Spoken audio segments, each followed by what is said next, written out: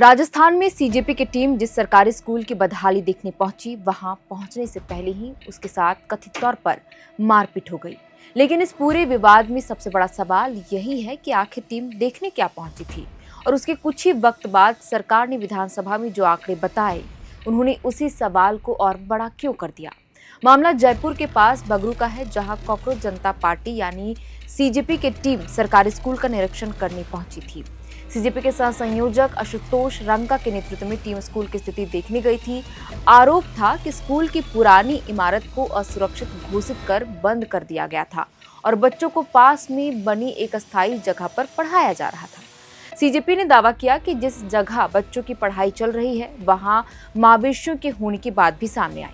Team इसी स्थिति को देखने पहुंची थी, लेकिन वहां विवाद हो गया और टीम के साथ कथित तौर पर धक्का मुक्की और मारपीट की गई। अब इस घटना को लेकर राजनीति अलग चल रही है। कौन सही है, कौन गलत है, किसने किसके साथ क्या किया, इसकी जांच और बहस अपनी जगह है। लेकिन इसी पूरे विवाद के बीच राजस्थान सरकार के अपने आंकड़े सामने आए हैं और इन आंकड़ों ने स्कूलों की बदहाली को लेकर उठ रहे सवालों को एक अलग ही स्तर पर पहुंचा दिया है। सरकार ने विधानसभा में माना कि राजस्थान में 611 सरकारी स्कूल ऐसे हैं जिनके पास अपनी इमारत है ही नहीं। यानी जिस तरह की कमी को देखने सीजेपी की टीम एक स्कूल तक पहुंची थी, वैसी समस्या सिर्फ एक स्कूल की नहीं है, बल्कि पूरे राज्य में 611 स्कूल बिना भवन के चल रहे हैं। और इसमें एक और बात ध्यान देने वाली है। राजधानी जयपुर में ही 38 सरकारी स्कूल ऐसे हैं जिनके पास अपनी खुद की बिल्डिंग तक नहीं है। अब जरा इस आंकड़े को समझिए। जिस शहर में राज्य सरकार बैठती है, जहां से शिक्षा से जुड़ी नीतियां बनती है, उसी जयपुर में 38 स्कूल अपनी इमारत का इंतजार कर रहे हैं। लेकिन कहानी सिर्फ स्कूल की बिल्डिंग तक सीमित नहीं है। सरकार ने बताया कि राजस्थान में 64,484 सरकारी स्कूल ऐसे हैं जिनके पास अपनी इमारत है, लेकिन इनमें 2047 स्कूलों में टॉयलेट की सुविधा नहीं है। 1049 स्कूलों में पीने के पानी की सुविधा नहीं है।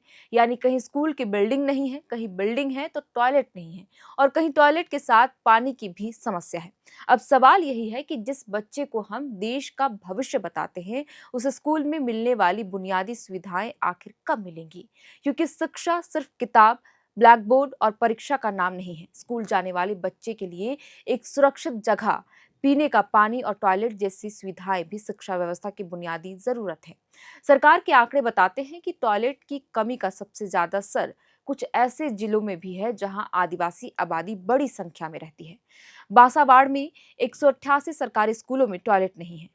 डूंगरपुर में 124 और उदयपुर में 98 स्कूलों में यह सुविधा नहीं है। इसके बाद बीकानेर में 84, झालावाड़ में 81 और जैसलमेर में 79 स्कूल ऐसे हैं जहां टॉयलेट की सुविधा नहीं है। अब पीने के पानी का आंकड़ा देखिए। दौसा में 96 स्कूलों में पीने का पानी नहीं है, उदयपुर में 70, अलवर में 65, करौली में 60 और बांसवाड़ में 58 स्कूलों में यह सुविधा है ही नहीं। यानी मामला सिर्फ उस स्कूल का नहीं है जहां सीजेपी की टीम पहुंची थी। वहां एक स्कूल की हालत पर सवाल उठा, लेकिन सरकारी आंकड़ों ने बता दिया कि राजस्थान के स्कूलों में बुनियादी सुविधाओं की कमी एक व्यापक समस्या है। यही वजह है कि इस पूरी कहानी को सिर्फ सीजेपी बनाम सरकार की लड़ाई बनाकर देखना शायद असली मुद्दे से ध्यान हटाना होगा। क्योंकि राजनीतिक आरोप प्रत्यारोप अपनी जगह है, लेकिन बच्चों के स्कूल की हालत का सवाल अपनी जगह है। सीजेपी की टीम 14 अगस्त को अलवर के स्कूल में भी पहुंची थी। वहां छात्रों ने प्रदर्शन शुरू किया था क्योंकि एक खाली कमरे की छत का एक हिस्सा गिर गया था। इसके बाद बगरू के स्कूल का मामला सामने आया और फिर टीम के साथ कथित मारपीट की खबर आई। यानी पिछले कुछ दिनों से सीजेपी लगातार राजस्थान के सरकारी स्कूलों की हालत को लेकर सवाल उठा रही है। सरकार की ओर से इन आरोपों और सीजेपी के अभियान पर प्रतिक्रिया आई है। लेकिन इन राजनीतिक बयानों के बीच सरकार ने अपने जवाब में स्कूलों के लिए किए जा रहे खर्च और योजनाओं का भी जिक्र किया है। सरकार के मुताबिक बजट घोषणा के तहत स्कूलों की मरम्मत और नवीनीकरण के लिए 550 करोड़ रुपए खर्च किए जाएंगे। इसके अलावा बिना भवन वाले स्कूलों और जर्जर इमारतों से चल रहे स्कूलों के लिए नए भवन बनाने के लिए 450 करोड़ रुपए का प्रावधान किया गया है।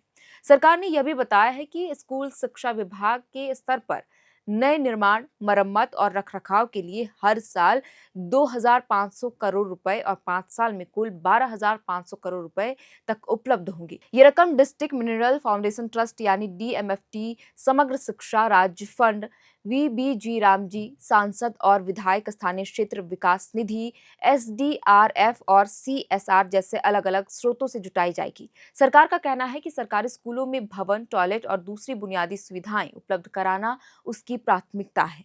यानी सरकार का पक्ष यह है कि समस्या को लेकर काम किया जा रहा है, बजट का प्रावधान है और आने वाले वक्त में स्कूलों की हालत सुधारी जाएगी। लेकिन विपक्ष इस जवाब से संतुष्ट नहीं है। राजस्थान विधानसभा में नेता प्रतिपक्ष टीकाराम जूली ने पिछले साल के एक ऑडिट का हवाला देते हुए दावा किया कि राज्य में 3768 सरकारी स्कूल पूरी तरह जर्जर है और उन्हें इस्तेमाल के लिए असुरक्षित घोषित किया जा चुका है। उन्होंने यह भी कहा कि 83,783 स्कूल कमरे पूरी तरह जर्जर और असुरक्षित है।